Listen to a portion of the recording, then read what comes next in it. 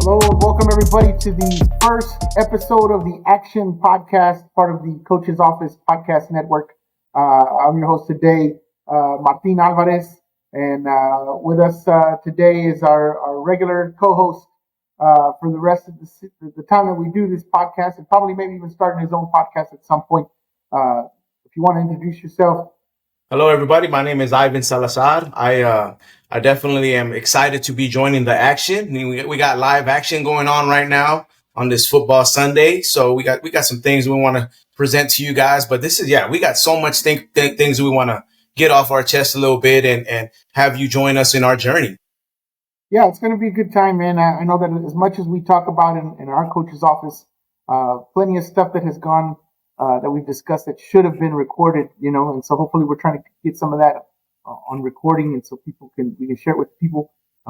And the Action Podcast starts now. It starts now.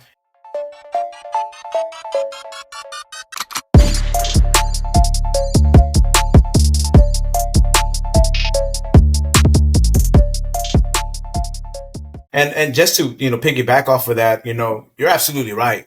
The coach's office, wow, there's political talk, there's, locker room talk, there's sharing of goals and aspirations, there's sharing of life experiences that every coach has going on at different levels and points in their life. And it is truly a unique setting that really is inclusive, and we share a lot of topics. And you and I have been on several staffs, and every staff that I've been on, for sure, it's been exciting to be a part of the staff and just sharing the journey with them. If you don't know, I have 16 years of coaching experience. Coach Salazar, I think it's on year 15. You're 17, actually. You're 17. Sorry yes, about yes, that. Sir. I chipped you 2 years there on your retirement goal, but and just tons of stories, tons of people that we've talked to, and we spend so much time within the coach's office, Absolutely. And that the relationships that we've created over the years, and the people that we've got to know, some really great men and women in our profession. And so that's going to be some of the stuff that we talk about. I mean, we're going to talk about sports, obviously, because we're both coaches, both life, but we're both fathers, we're both sons, or brothers, uncles. We're both strong men with Hispanic backgrounds that are doing big things in South Texas, and we have big aspirations, and we want to share as much knowledge as we can with our coaching brethren. This is something that we're very passionate about. I linked up with who I refer to as Albi. That's our charming character that we have here at Natalia High School, and I linked up with Albi when I first joined the Natalia staff. This is my first experience in small town football, and it's super awesome. Being involved with 5A, 6A from the majority of my career, and now I'm in 3A with a wonderful staff. Both men and women are taking care of business, and so we share a lot of commonalities. We're passionate about hip hop. We've had different experiences that are unlike some of our contemporaries growing up, and we're just super excited to be able to share this platform with you guys. Yeah, it's going to be exciting, man, and I think we bring a different perspective now, especially because we're both the old coaches in the office, and so this year more than any, I think we've had some really young guys come in, and some first year coaches, and that's been an experience in itself. But without further ado, today is Championship Sunday. Yes, sir. And I know I've been waiting for this a long time. Unfortunately, I went through the 5 steps of grief over my Cowboys that you see over my shoulder here, and I'm finding an acceptance, and so I think it's been about 2 weeks, and anger lasted probably the most, but now I'm wanting to watch some football, and the first game was amazing. I thought it was a great game. Well, misery loves company. So the Vikings had long been eliminated, and I've been in misery for quite a bit, and even more so now. Observing the teams that they're in there with the NFC North, they have strong representation in these playoffs, and so my Cowboy fans, a lot of them I know, and I'm kind of I kind of poke fun a little bit, and you guys had joined me in this in this gone fishing tour, but Well, I yeah, did, a lot of wonderful football for sure. and that's what I keep telling myself is at least we're not the Vikings. Well, yeah, well, at least I'm not in Minnesota, suffering through that, you know, negative degree temperature. Yeah, at least it's been cold and misery heading into the playoffs. Well, this afternoon we're recording right now. It's probably about close to 6 p.m. On Sunday, Super Championship Sunday. Mm-hmm. The first game this afternoon was the Ravens and uh, the Ravens The Chiefs. and the Mahomes. Yeah, Yeah. great game. What any thoughts on it? Well, the first thing I want to talk about is what a transformation Kansas City has morphed into. We always refer to them as an offensive juggernaut. In the days when they had Tyreek Hill and a lot of the supporting cast that Mahomes had. When he first took over Alex Smith, and now they're a defensive juggernaut. It's a hard thing to do. Playoffs on the road, number one seed. Lamar Jackson's probably going to be the unanimous MVP. And, these guys came in and took care of business. They held them to 10 points. They forced a couple of turnovers, key turnovers in the red zone.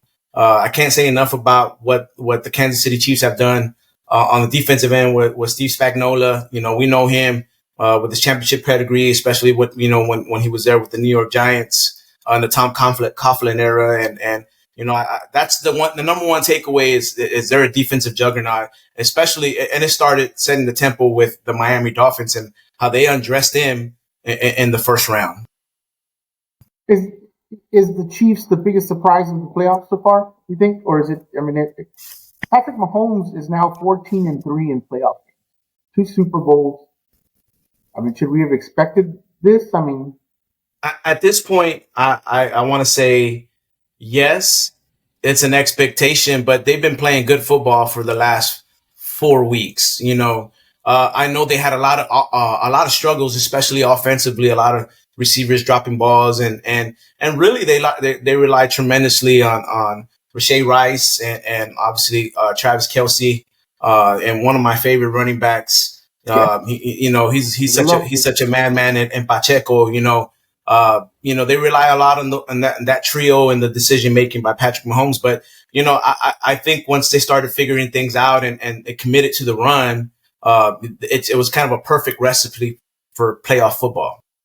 yeah, no, I mean, Pacheco, man, he's so exciting to watch run. I mean, just what they say, he just runs angry at the ground.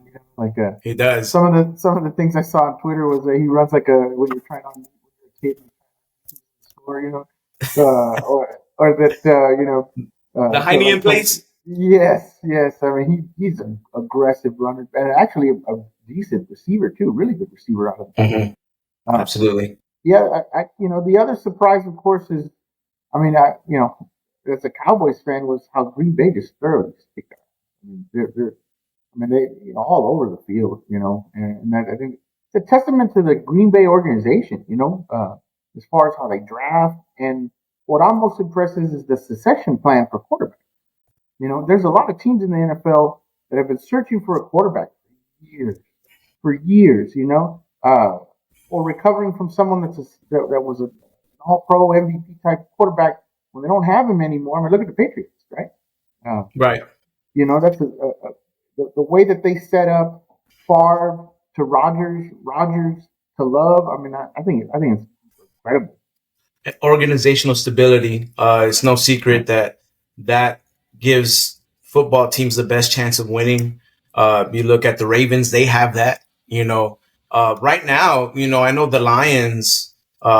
They are in a position where they've never been before, and they have a glimpse of the organizational stability with what Dan Campbell and Brad Holmes have built with that roster and the belief. That's one of my surprises that I definitely want to emphasize on. But you're absolutely right. Like you can't say enough about the organizational stability and the succession plan they had. 3 decades, coach. I'll be Yeah. 3 decades Yeah. of potential Hall of Fame quarterbacks, because we know that Favre is a lock. we know Rodgers is a lock. And the way Jordan Love was playing, leading into the championship game, or I'm sorry, the second round, he had 22 touchdowns and 1 interception. He was on that type of run. Incredible, man. And he was having a thoroughly good game. That last throw, wasn't a great decision. It was more of a rookie decision, but minus that throw, I mean, he had those guys in position to win the ball game with such a youthful cast. Oh, big time. They're going to be a force for a long time. There's a lot of young teams. I mean, the Lions too. I mean, it took time to build it and set it up. You know what I mean? And also the faith that they had in Dan Campbell. I mean, they could have given up real easily on him a long time ago, and just decided to move on, and then this constant carousel of coaches that a lot of these teams have. I mean, look at Carolina. I mean, this is going to be their fourth coach in 5 years, or whatever it is, and the consistency, that has come with what he's brought, and the culture development. Just hard-nosed team, just like the city, I guess.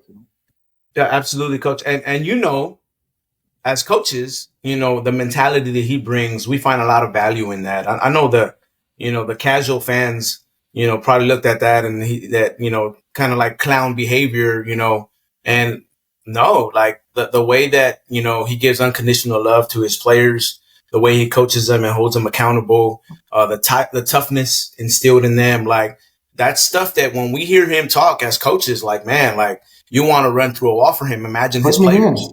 Put me in. Yeah.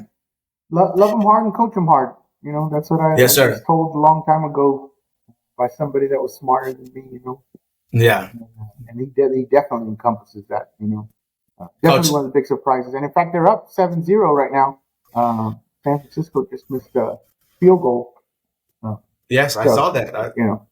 I was looking at my whiteboard, and I was just in awe. Like I talked about, like, there being my biggest surprise. Look at the last 3 drafts and what they were able to accomplish, starting with 2021, they drafted Amara St. Brown, who's a stud.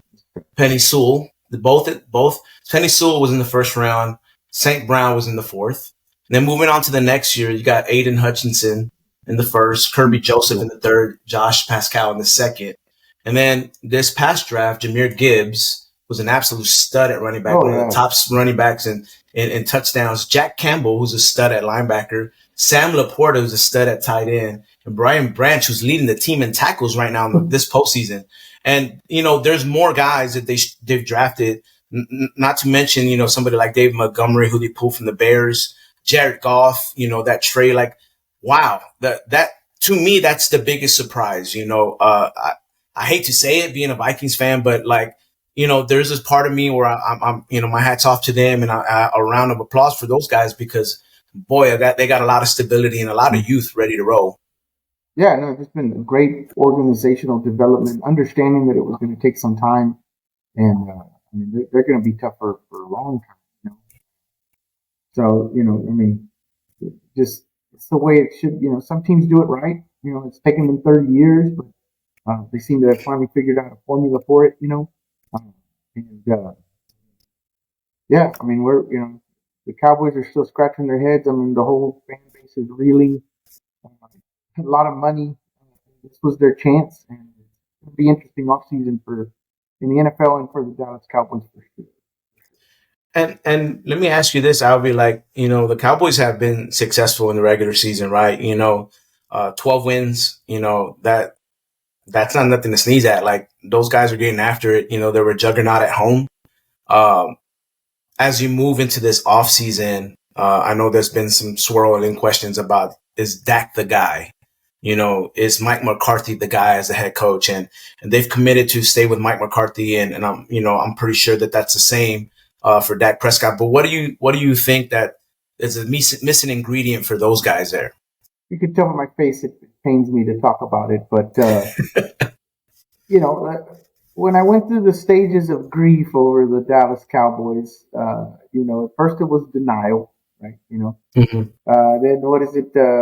Anger, and then depression, and then acceptance, or some form of order in that, right?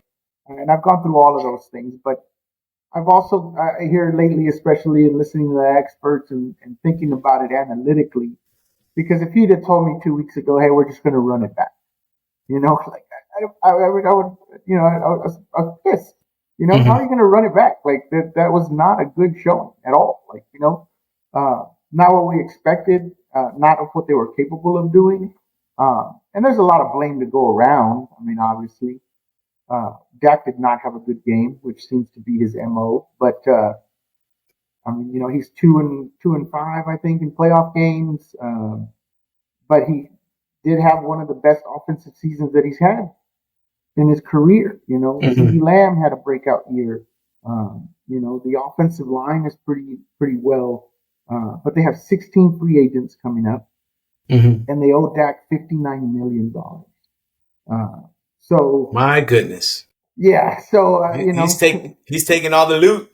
Yeah. So of course, the plan is that he would have some success in the playoffs, and then they restructure his deal. Because they're not going to be able to re-sign any of those 16 free agents. Some of them are pretty key, I think Gallimore, Tyron Smith, they need extensions for CeeDee Lamb and Micah Parsons. Just there's just a lot of money that's going to have to be spent. To me, I think that of course, I'm not in charge or, anything, but I think you go to Dak and you say, hey, man, look, we're not that far away. We're right on the cusp, but we're going to have to help. You have to help us out. And look at Tom Brady. For years, would take less money so that they could sign a receiver or an offensive lineman or a defensive lineman or whatever. Because we also need help. I mean, defensive line and linebacker help. Which was the biggest issue to me in that playoff game was they just ran the ball down our throats. The Buffalo Bills in the regular season are a throwing team, and then all of a sudden they make their running back look like he's an all-pro. That's the biggest deal. That's the biggest issue. You can't trade him because, like most people don't know, but if you trade a player, you still take the cap hit. So it's still $59 million if you trade him. If you cut him, I think it'd be like a $39 million hit instead of a $59 million hit, but that's only if they cut him here within like the next week or something like that. So I don't think that's going to happen. So you're stuck with him. I mean, we're stuck with that, I feel like he's, if you remember a few years back before they got Joe Burrow in Cincinnati, Andy Dalton was winning games. They were winning the division. He just wasn't able to win playoff games. And at some point they decided, hey, you know what? We're not going to win with Andy Dalton. Look at the Chiefs, right? Alex Smith was a good quarterback. I think they had gone 2 rounds the year before they got Mahomes, but they saw this is not going to make it, but he's 32 years old. This is, he's had plenty of opportunities, I think, and it's not going to happen. But at the same time, realistically, I don't think that there's a whole lot we can do. Now, the best bet is that there is some type of succession plan, which is, I think, why they brought in Trey Lance. We don't know what he can do. He played a minimal amount of games in San Francisco. Wasn't bad. He was a rookie, and didn't get to develop. And so hopefully that's the succession plan. But we're stuck with Dak, and I think they'll restructure probably for another 5-6 years in order to be able to sign other players. And as far as Mike McCarthy, I mean, 3 12-win seasons is nothing to joke at.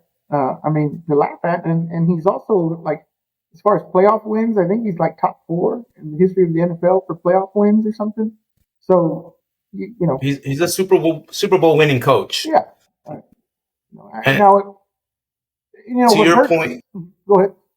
I'm sorry, Coach. To your point, like, you're seeing a lot of teams throughout the league, go to the formula of having a cheaper quarterback. I liken it back to when Seattle had the Legion of Boom and Russell Wilson had he was still on his rookie contract, and those guys were able to capitalize on success and distribute the money elsewhere. The 49ers are doing the same deal. Brock Purdy is an excellent quarterback, and obviously Mr. Irrelevant. They were able to draft him at the last pick, and he's turned out to be a marvelous addition. He's able to distribute the ball, and I look at the Cowboys, and I'm not scared at anybody but CeeDee Lamb. Yeah. I think that's the only game breaker that the Cowboys have. If you assess the league, you talk about the 49ers, they got Debo Samuel, Christian McCaffrey, Brandon Ayuk before you even get to Kittle, Right. A lot of and weapons. Yeah, there's a lot of a weapons. lot of weapons, and that's part of the rise of the Ravens, and they've taken the next step is they've gotten some weapons, for Lamar Jackson, and so you have all these offenses that have multiple weapons, and then when you get to Dallas, you have CeeDee Lamb, and Yeah. then you're not going to commit to the run as much as you should, with Pollard Right. and then he had some uncertainty coming back from an injury and such. So that's number one. Number two, coach, like it's a head scratcher because you look at Micah Parsons, he's such a force. He's But such a force defensively. but is he really?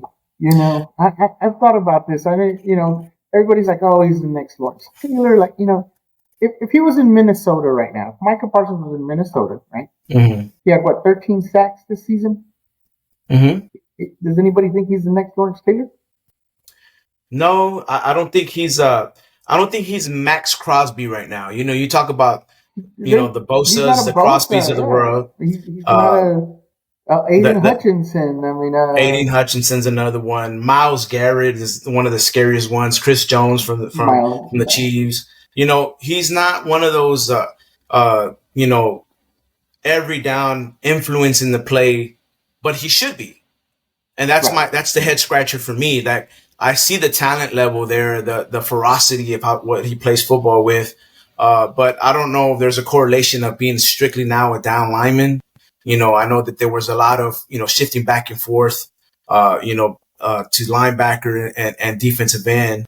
As an offensive line coach, that's a lot to account for when you got such a Oh yeah. piece like that to move around and figure out how to neutralize that. So, I look at those two factors, the big play capabilities, with just only exclusively with CeeDee Lamb and Micah Parsons, right? Now you have Bland, who did a very good job that stepped in, for injured Diggs, this year. And I thought he did a phenomenal job, and it didn't work out, with the juggernaut that the Packers display in that playoff game. And they were playing football. They were playing hot football, man. So let's not get that twisted. They were playing playoff football 3 weeks before playoffs started. So they just, the Cowboys just kind of ran into a buzzsaw at that point. But and the Cowboys do draft well. I mean, all those guys that you talked about there, Mike Parsons, Deron Bland, Tyler Smith. I mean, we draft. Mm-hmm. Oh, I say we. The Cowboys draft really well. They really Mm-hmm. draft really well. So, I mean, my hope is that they get a linebacker help, defensive line help, in the draft. See what's out there free agency wise. But like again, we're pretty cash strapped as far as that's concerned because of Dak's contract. Mm-hmm. Honestly, I think the biggest letdown in that game was defense more than anything else. And that's something that people don't really talk about. The defense was great all year, Mm-hmm. but the deficiency was once we lost Van Der Esch. I think Overshawn, if he would have had a chance to play this year, would have done well. But our linebackers were undersized. I think Micah Parsons could have played some inside linebacker. That's what he played in college. We have plenty of defensive ends. We just never made that switch. And then in the game itself, I mean, you're playing six secondary against a team that's trying to run the ball down your throat. I mean, Mm-hmm. you don't have to be a coach to know that that's not a good idea. Or when you've been playing man all year and then all of a sudden you switch to playing zone for some reason. I mean, not to second guess what they were doing, but it didn't work. And there wasn't much adjustment. And that's It kind of was the baffling. that's kind That of was the baffling for sure. most frustrating thing, And of course, Dan Quinn is now up for it looks like being linked to Seattle. Of course, he was the Legion of Doom defensive coordinator, and but it might be time for somebody else to take the helm and kind of reinvigorate some guys on the defensive side of the ball. I think as far as Micah Parsons goes, he just got to do less talking and more the beast mode. It's got to be Mm-hmm. more about that action. Like it's not gonna. The more you talk and you go on your podcast every day is not it. And then Yeah, it is tough. It is tough for professional athletes. I do like seeing this era of them taking control of their narrative. that's definitely something that I would encourage. But as a coach, right, we you're in the moment, you're in the spotlight, you're playing for, air quotes, America's team, you know, and I would say that, yeah, your action needs to, needs definitely to back up the talk that you're talking on your podcast, or just, your general observations, and it's definitely a fine line to walk, for us, especially us as coaches. We're going to do this endeavor, and we're going to have to line up and coach against our contemporaries, and they're going to, there is some, sometimes some jealousy and some ego that's involved in this whole ordeal and such, and that's understandable, but it's definitely something that we all got to manage if you're going to be in this game.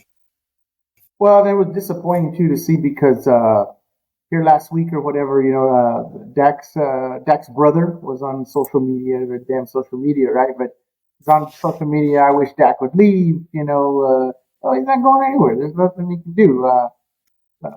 CeeDee Lamb's mom wanting CeeDee Lamb to go to Houston.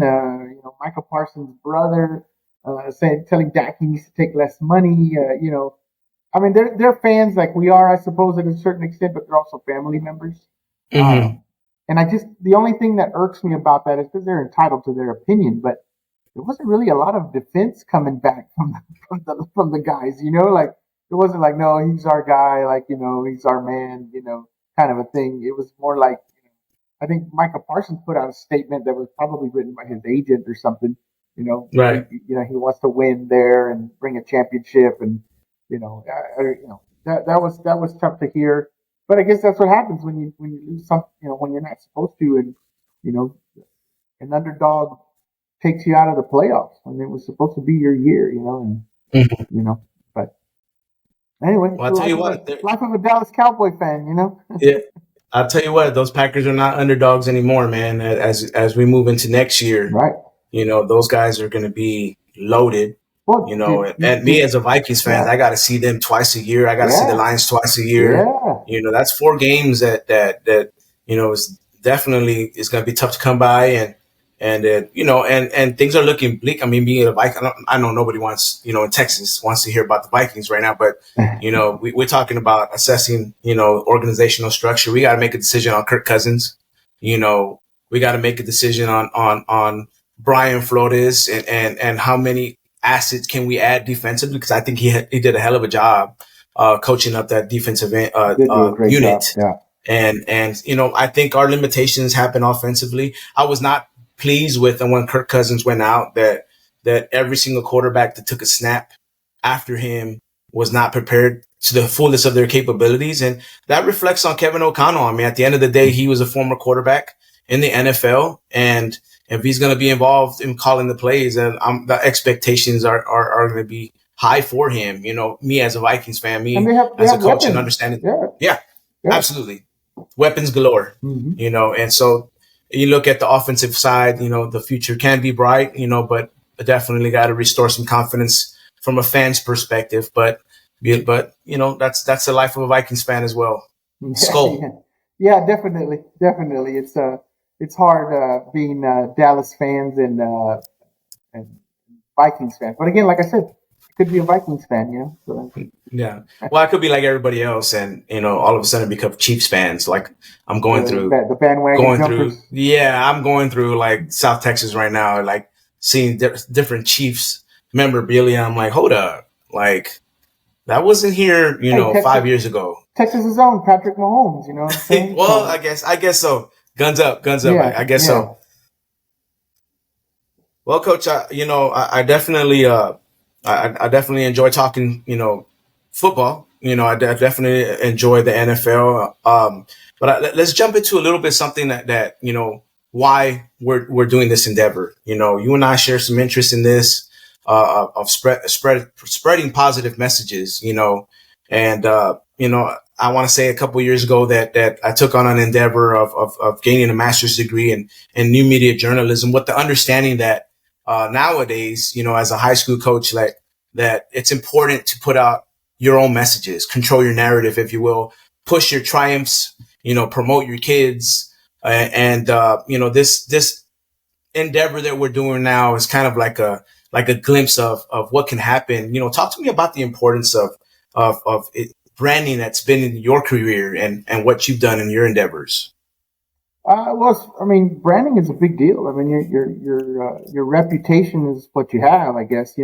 As far as people you work for and people you worked with. And I think that I've had a pretty good ability of my brand to be that a positive, you know, player friendly, being able to build relationships. And at the end of the day, that's really what it's about. I mean, uh, we talk about, a lot of kids in society today, they don't have that father figure at home or there's a lot of, a lot of the whole, kind of letting kids do what they want just because you don't want to avoid, certain things at home or, uh, there's not as much, I mean, discipline and things as there was back when we were kids, I mean, if you did something wrong at school, like you're going to hear about it when you get home, and my mom and dad definitely weren't going to call the school and ask the teacher what they did to get me upset, or whatever the case might be, which is something that happens quite a bit now, but, yeah, I mean,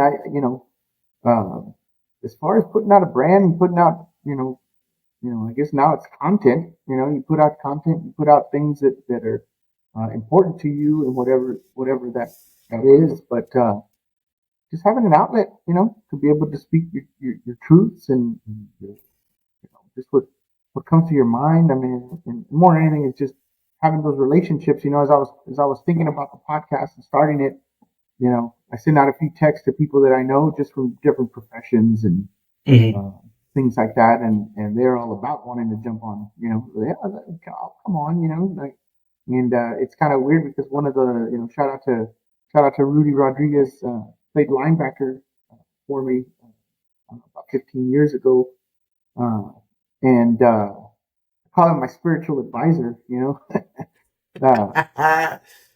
because even when he was in school, he was a big Christian, and a very, very, very faithful person at a very young age, and sometimes we'd have some pretty deep conversations about what that was. And so from time to time, he'd just shoot me a text, maybe a scripture or a link to a video. And I do the same for him, and I so when we were starting this, I said, that's the type of kid that I want to put on, or the type of man, I guess he's a man now, grown man, that I want to put on our podcast, because he does have a story to tell, and he does have a great faithfulness, which I think is important in life as a man, is having faith, and but it's also talks to the relationships that you make with kids as a coach, I mean, there's numerous amount of kids, especially, like I said, I don't like social media per se, but it's a way to keep in contact with kids that have come before. And, there was a young lady the other day who got her nursing degree. So I just put congratulations on her post or whatever. And so she sent me a pretty nice message about telling me I was more than just a teacher and how, being positive with her and things like that had affected, when things were tough or whatever, that she would think about that, and that means a lot because, it wasn't any, I didn't treat her any different than anybody else, but for her, that was something special. And that, I mean, she's a successful person and a mother, and I'm glad to see kids have success. And that's really what it's about. We want kids to grow up and be good fathers and mothers and, things like that. And, I had an old coach tell me one time where, it was we lost in the third round of the playoffs, and we're devastated, because you start to believe that you might have a chance, and at the end of the game, he's like, this is the worst thing that ever happens to you. You lived a good life, And we're like, what does that mean, But yeah, but 10 years later, you're like, oh shoot, yeah, that wasn't really that bad compared to, not being able to put food on the table, or a family member that's sick, or it's all about perspective, and sometimes we're worried about ourselves and our situation, but everybody's going through something, regardless of whether we know or not, and sometimes we're able to rip look behind the curtain with kids and even other adults, fellow coaches and people that we're with that um, sometimes are going through some things, and the relationship that we have are hopefully positive and sometimes can get people through those things, and that's to me the most important thing that we do, you know. Coach, yeah, I will tell you that I had a really interesting conversation one time with Northside ISD's athletic director, Stan Lang. And he talked about how coaching is one of the biggest missionary works of our time. Oh, yeah. And, we chatted about the different impact that a coach can have on their community, and we both have our experiences of how we've transformed lives. One of the things that I gravitated to you is that a lot of the relationships you build is not transactional. It's transformational, and I gravitate to those folks. I don't really like the transactional approach. To me, I really feel like I'm paying it forward for the men that help mold me to who I am. I have coaches that have gone far and beyond their call of duty or their scope of responsibilities, if you will. So, so when I hear testimonies like yours, and I hear the conversations that I had with Coach Lang, I think about like it's important for me to stay engaged in this process and stay building those relationships because our kids right now need us now more than ever.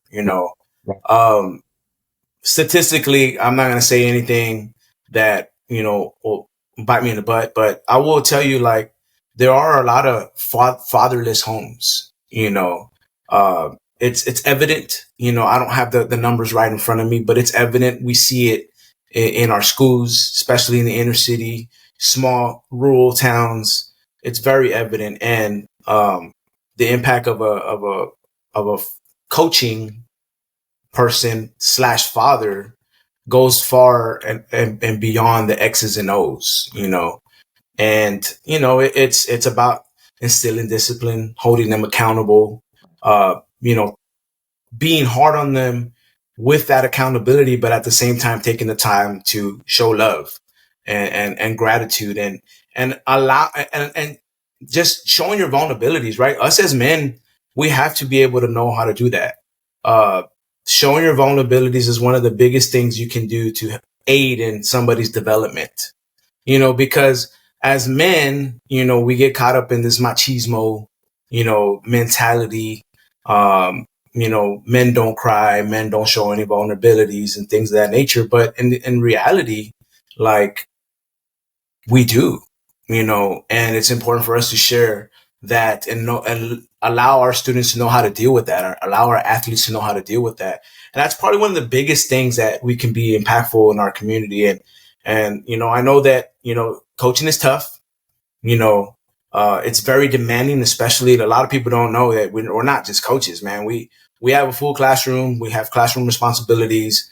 We're up there in the summers. We don't take summers off. We're in strength and speed and conditioning. Some of us, are doing, other academic duties and such. And so, it's really tough to be in this profession, but to know and to hang your hat on that you're changing lives and that it's a transformational experience, not a transactional relationship, that kind of helps you stay engaged with what we're doing here. Because now more than ever, people are leaving the profession in droves, and it's hard to replace, great coaches. A lot of them get burnt out. A lot of them are maybe want to, concentrate on raising their own children, or start a new endeavor, like a new business and such. So, I'm here to tell you, as hear my voice, guys, it's tough, to stay engaged, but understand that because these conversations that we're having right now and the type of impact that we can have our communities, that the kids need us now more than ever.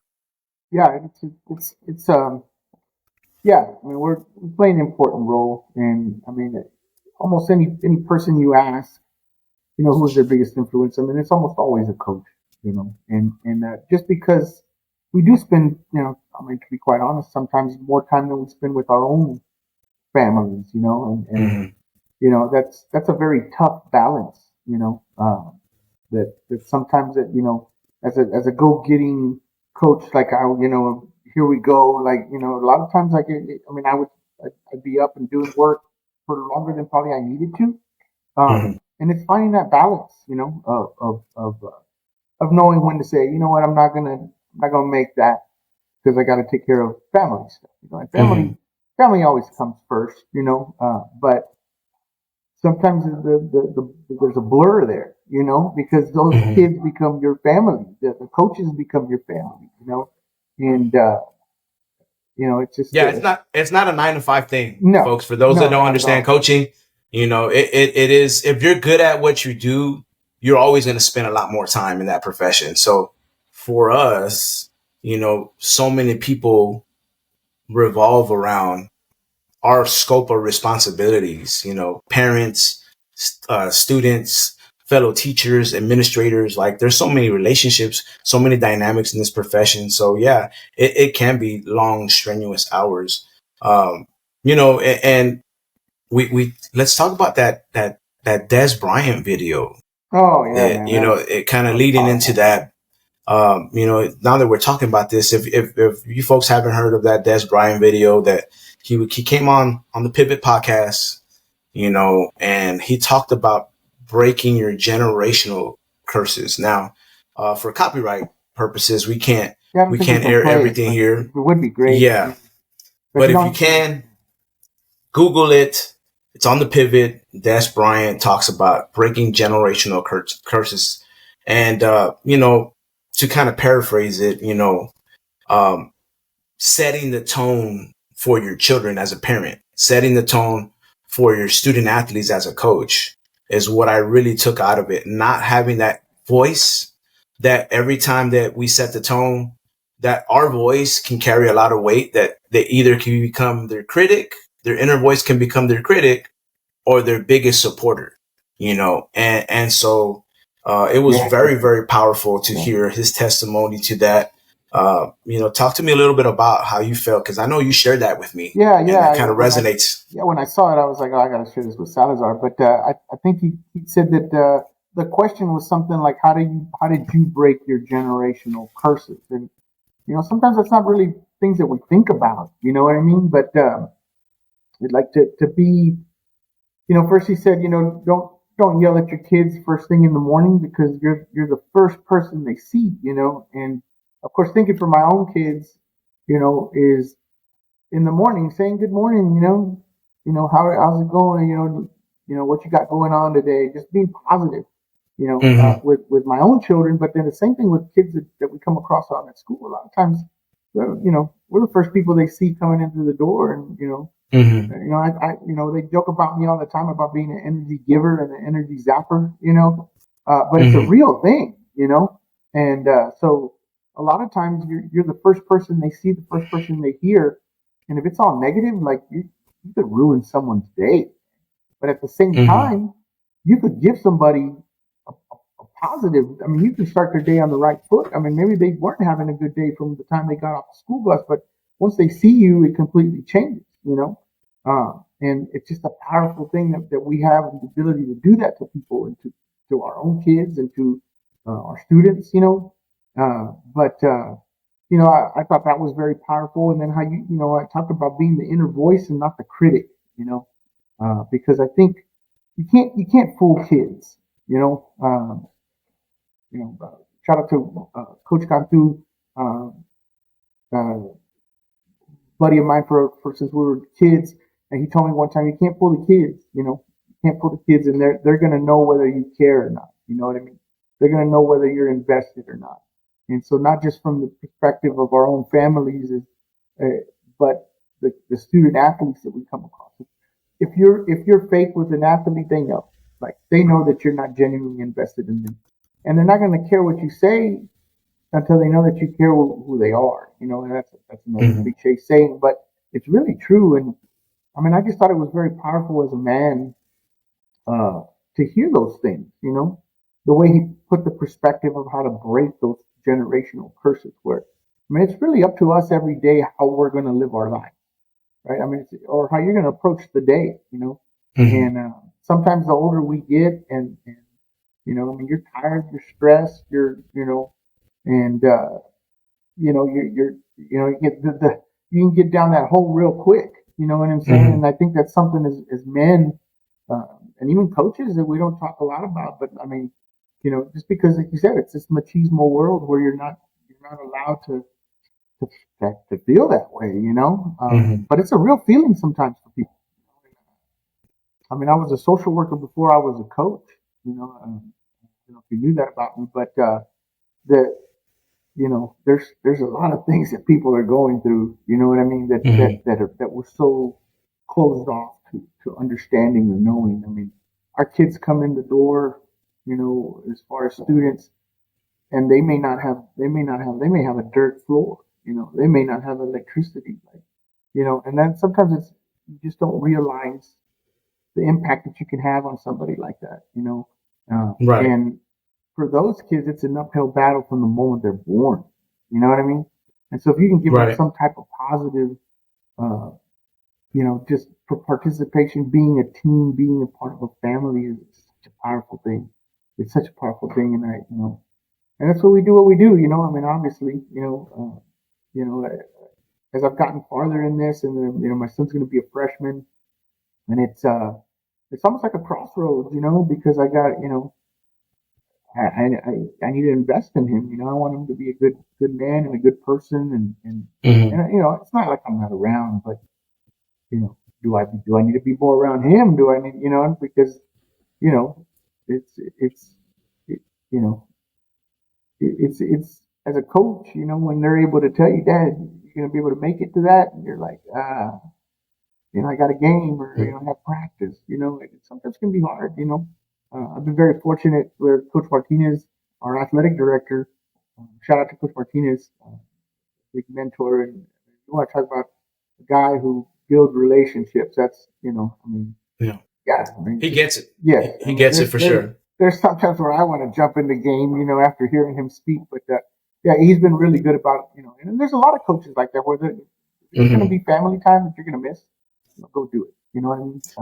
And, I've been real appreciative to see that aspect with Coach Martinez, and you know, pretty much a directive saying, I'm gonna fire your asses if you no, don't go see your son play." he told me You it's a know, non-negotiable, and I was like, it's yes, sir. I shout out to Coach Baron Mhm. at South San High School. We had circumstances where some of our coaches didn't have um, the childcare that was readily available for just tough circumstances, and so we had our kids that needed to be there, and it didn't distract us one bit from what the objective was. But going back to that machismo um, you know perspective, we're talking about a dude in Des Bryant Yeah, yeah. who got emotional, Oh, big time. Yeah. and he talked about he didn't have that growing up, that he yearned for that, and he wanted it, and it was important for him to instill that in his kids. And it, So and that was really a it big really takeaway that was, I got from. and it almost was it almost seemed like he was like he had to self-reflect, Mhm. because I think that he was heading toward that generational curse, of yelling at the kids or his kids, and being negative in the mornings, and just those kind of things. I mean, and of course, I mean, parents get stressed, and we're dealing with a lot of stuff. Uh, but just the impact that you can have on your kids just from the start of the day, I thought it was very powerful video. If you get a chance again on the Pivot podcast, Des Bryant. He also talks about how they stopped throwing him the ball, and they kind of blackballed him, which was interesting. Uh, but he did catch it too in that playoff game. Coach, Yeah. I'm not a Cowboy fan, but I agree that was a catch. If you catch that, if it's ruled a catch, that season probably ends with the Super Bowl. Ah, I believe that. The other thing is, I'm just making a side note. The year that Tony Romo got hurt and that came in, I think that's probably another opportunity for a Super Bowl. That's how well they were playing. But yeah, going back to that, I was wowed by it. It definitely puts things in perspective, and it kind of challenges you as a teacher and coach, to assess, am I giving that to my family? Because, I had a very, very important person. I had a teammate that highly successful, in real estate right now. He used to work for USAA, made a name for himself, Marcus Miller. And he talked about, four things that are important to him, and that should be important to everybody. He talked about his faith, you know, he talked about his family, talked about fitness and finances, and Yeah, I know you told those me. four Yeah, things told me that a couple of as weeks ago when you talked about it. And I was like, man, getting up there in age, and like, I mean, those are the four things if you don't keep in balance. I mean, family, faith, finances, fitness. I mean, because if any one of those, after you told me about that, if any one of those things is off, like it affects the other one. I mean, Mhm. if your faith is off, it affects your family. If your fitness is off, it affects your faith, your family. I mean, it's all your finance. I mean, it's just incredible philosophy. Yeah, it definitely makes up a well balanced, total, wholesome person. And those are things that we on this podcast want our fellow coaching brethren to implore, and just really focus and hone in on those four things, and continue to fight the good fight. We're gonna have a lot more of sharing our experiences and our our analytics, or analyzing assessments of football, and sharing, different life experiences, to kind of help, build this coaching community. That's what we're here to do. We build community. So, I definitely appreciate, the opportunity to work with you on this, Albie. And I look forward to more of engaging, philosophical talks, and of course our friendly, fun banter. Yeah, yeah. No, I think we could go on for hours. I think, but most people's commute, what is average of 20, 25 minutes or something like that. So if we can keep it under an hour, you can listen to the whole thing on the way to work and back from work. But no, thanks for being on here. I'm hoping to get some guests lined up and hopefully get some people on, whether they be in person here at the man cave, Mm-hmm. or even remotely, which I think is going to be pretty convenient. Um, but yeah, no, man, I'm excited about it. I think this was just our first run, but Mm-hmm. the topics will get more expansive, and hopefully, like I said, we get some guests on, and expand on that, and just give perspective on life, man. I mean, just we're getting older, and we have some thoughts in our head, and sometimes it's just a matter of getting them out, and yeah, man, great time, fun. I had a lot of fun doing it. Absolutely. Uh, Absolutely. 20, There's tons to talk about. We didn't even yeah. touch on the Spurs, right? Oh We didn't even God, touch on the dang, man. Spurs. We didn't touch on, how NIL is working in this world right now, the college atmosphere. We didn't talk about our journey, and how That's we can true. help our Yeah, kids, discover who they want to be. That's a big part of the education process and such. But, if you like what you hear, definitely shout us out on our social media. We're about that action, that's for sure. And we appreciate you joining us on this session, and we look forward to sharing more of our experiences with you guys. yeah, and we'll catch the second half of this game. It's 20-7 Lions right now. They just scored, so. Uh, I'm looking good on DraftKings, baby. Let's go. Let's go. Yeah, I stopped doing DraftKings because I was just losing every time. But then maybe because I was picking nothing but Cowboys there for a couple of weeks. But thanks again, Yeah.